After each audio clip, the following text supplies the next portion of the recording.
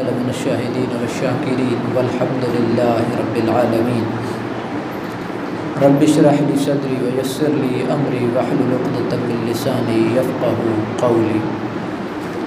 درود پاک نبی کریم علیہ السلام کی ذات گرامی کی بارگاہ میں ہدیہ خلوت پیش کیجیے. اللہم صلی علی سیدنا مولانا محمد وعلی آل سیدنا مولانا محمد وبارک وسلم وصلی علیہ.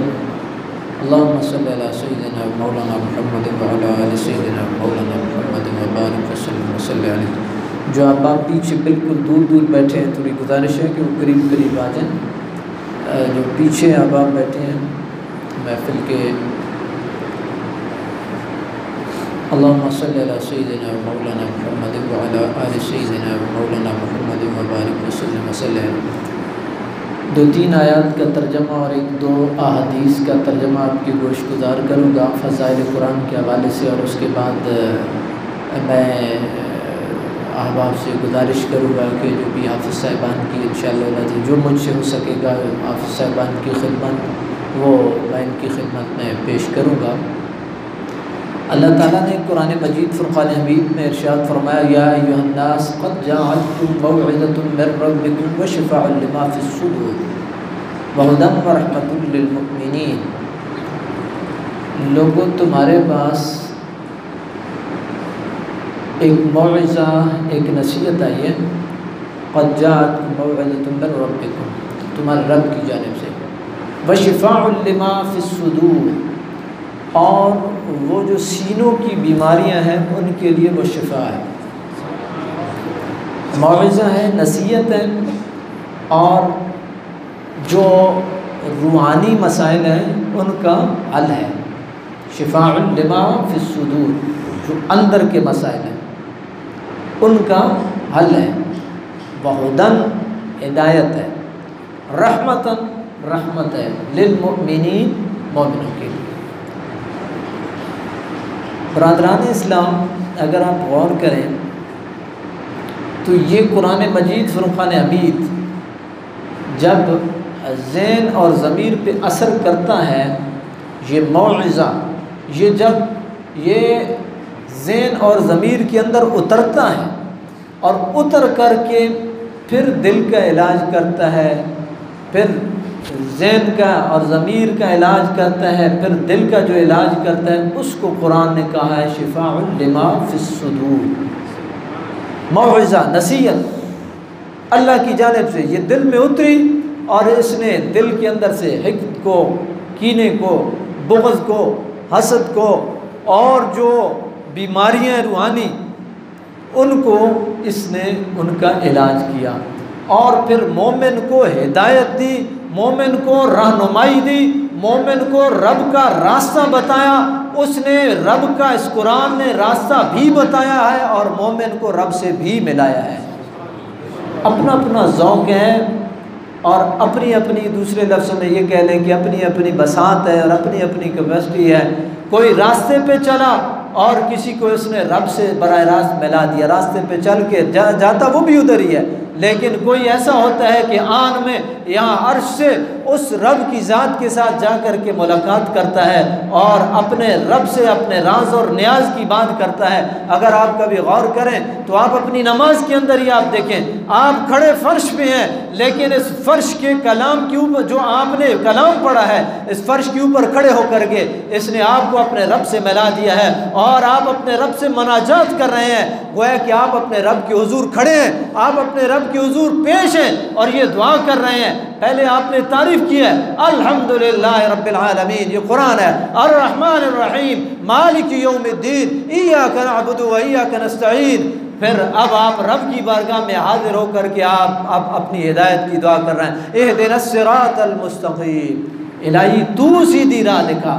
تو یہ وہ کلام ہے کہ جس نے آپ کو رب کا راستہ بھی بتایا اور رب سے بھی ملایا. تو یہ ہدایت ہے، ہدایت ہے اور رحمت ہے. جو کوئی قرآن پڑھتا ہے اس کے دل کے اندر اللہ رب العالمین کی ذات نرمی، رفق، شفقت، پیار، محبت ڈالتا ہے. اس کے اندر سے سختی، اس کے اندر سے جو حقد ہے، جو بغض ہے، جو کینہ ہے، جو ایک مزاج کی سختیاں وہ ختم ہوتی ہیں. آپ دیکھیے سب سے بڑے قاری قرآن محمد الرسول اللہ صلی اللہ علیہ وسلم ہیں، اور حضور جتنے شفیق، جتنے مہربان، جتنے رحم دل، جتنے مومنوں کے ساتھ جو ہے وہ شفیق تھے، مثال نہیں ملتی ہے۔ صدیق اکبر شاگرد دیکھیں، فاروق اعظم اپنی جگہ پہ ٹھیک ہے سختی تھی، لیکن انتظامی امور میں نرمی جگہ اگر دیکھیں تو ایک بڑھیا بھی اگر حضرت فاروق اعظم کو جو ہے روکتی ہے تو حضرت فاروق اعظم ادھر رک جاتے ہیں اور اس کے ساتھ لمبی گفتگو کرتے ہیں۔ یہ کیا تھا؟ یہ وہ قرآن کا اثر تھا۔ اور آپ دیکھ لیں، یہ آج بھی میں نے آپ کی گوش گزار کیا جمعے میں بھی، کہ یہ جب دل کے اندر اترتا ہے نا پھر یہ دل کو نرم کر دیتا ہے۔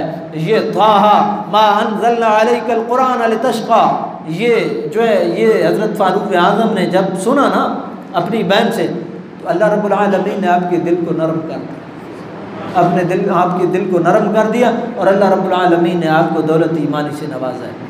نبی کریم علیہ السلام کی ایک دو حدیث، ایک طرف نبی کریم علیہ السلام تشریف لائیں، ایک مجمع صحابہ کرام کا ایک حلقہ لگا ہوا تھا، تو نبی کریم علیہ السلام نے آ کر کے ارشاد فرمایا، الستم تشہدون لا الہ الا اللہ وانی رسول اللہ وہذا القرآن جاء من عند اللہ، قالوا بلا یا رسول اللہ صلی اللہ علیہ وسلم، قال النبی فاستبشروا فإن هذا القرآن طرفه بأيديكم وطرفه بيد الله، او كما قال علیہ الصلوۃ والسلام۔ نبی کریم علیہ السلام آئے، حضور نے پوچھا تم اس بات کی شہادت دیتے ہو کہ اللہ کے سوا کوئی معبود نہیں ہے؟ صحابہ کرام نے کہا ہاں یا رسول اللہ۔ پھر نبی پاک علیہ السلام نے ارشاد فرمایا، اس بات کی بھی شہادت دیتے ہو کہ میں اللہ کا رسول ہوں؟ سب نے کہا بھلا یا رسول اللہ، ہم اس بات کی بھی شہادت۔ پھر حضور نے فرمایا، ھذا القرآن جاء من عند اللہ، یہ قرآن جو ہے یہ اللہ کی جانب سے ہے، یہ اللہ کا کلام ہے، اللہ کا کلام ہے۔ ھذا القرآن جاء من عند اللہ، یہ اللہ کا کلام ہے۔ میں نے کہا یا رسول اللہ ہم شہادت دیتے ہیں کہ یہ اللہ کا کلام ہے۔ تو نبی کریم علیہ السلام نے ارشاد فرمایا، خوش ہو جاؤ، تمہیں خوشخبری ہو، یہ وہ رسی ہے جس کا ایک سرا تمہارے ہاتھ میں ہے اور ایک سرا رب کریم کے ہاتھ میں ہے۔ ایک سرا تمہارے ہاتھ میں ہے اور ایک سرا رب کریم کے ہاتھ میں ہے۔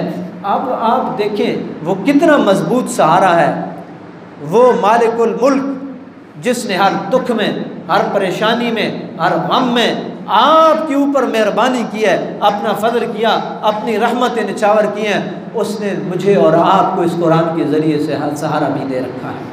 اور یہ وہ رسی ہے، یہ وہ رسی ہے کہ جس کی بدولت اور جس کے سہارے سے آپ جنت کے زینے چڑھتے جائیں گے، اور جنت کے اندر آپ کو پہنچا کر کے یہ جو ہے جہاں آپ کی تلاوت ختم ہوگی وہ آپ کی منزل ہوگی۔ یہ اس قرآن کی فضیلت ہے۔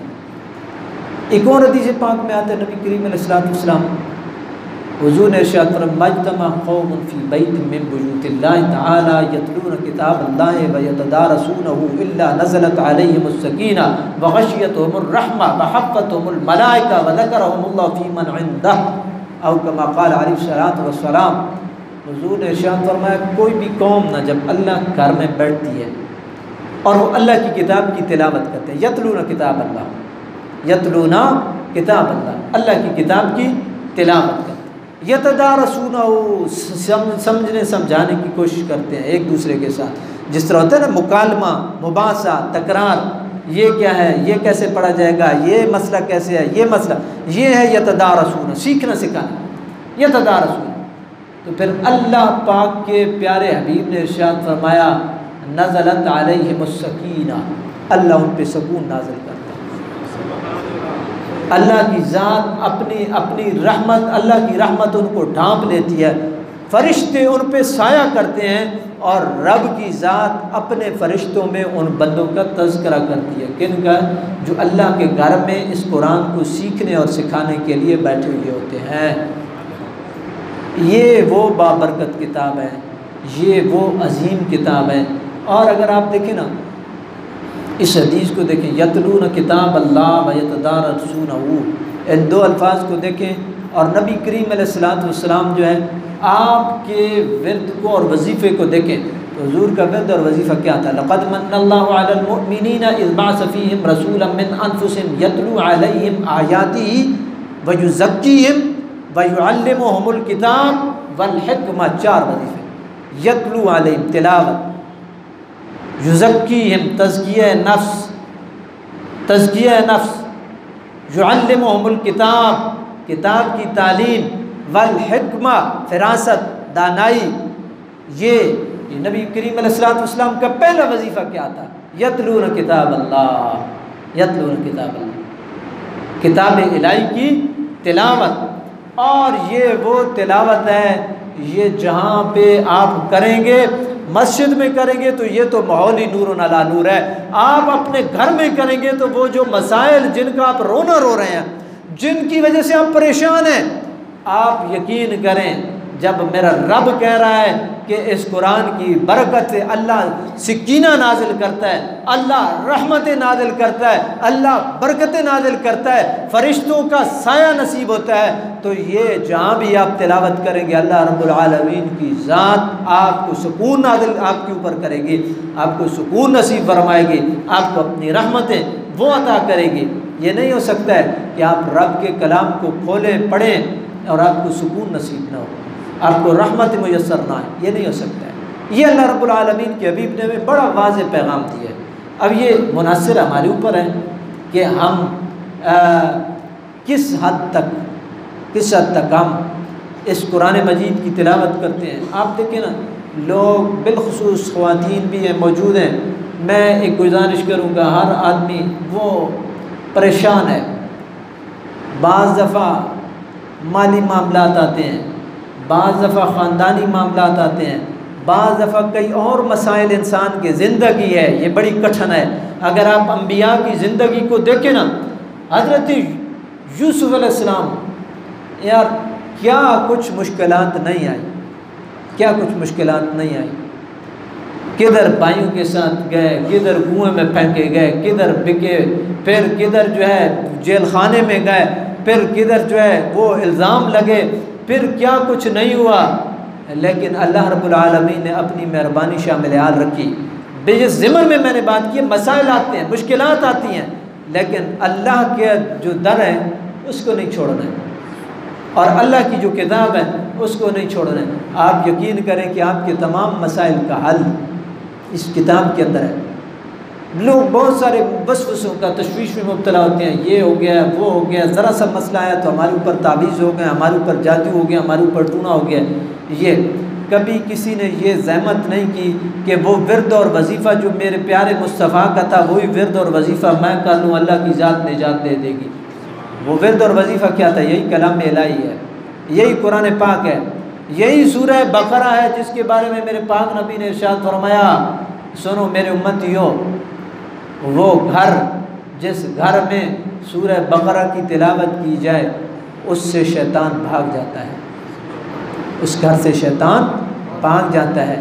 جب شیطان بھاگ جائے گا تو رب رحمان کی رحمتیں اور برکتیں آپ سمیٹیں۔ اس لیے کوشش کریں جتنا بھی ہو سکے معمول بنا لیں جتنا بھی ہو سکے، آپ اپنے رب کے اس کلام کو تلاوت کریں، بنیاد یہی ہے۔ باقی ساری چیزیں جو ہیں وہ ثانوی ہیں، اور باقی ساری چیزیں قرآن کو سمجھنے اور سمجھانے کے لیے ہیں۔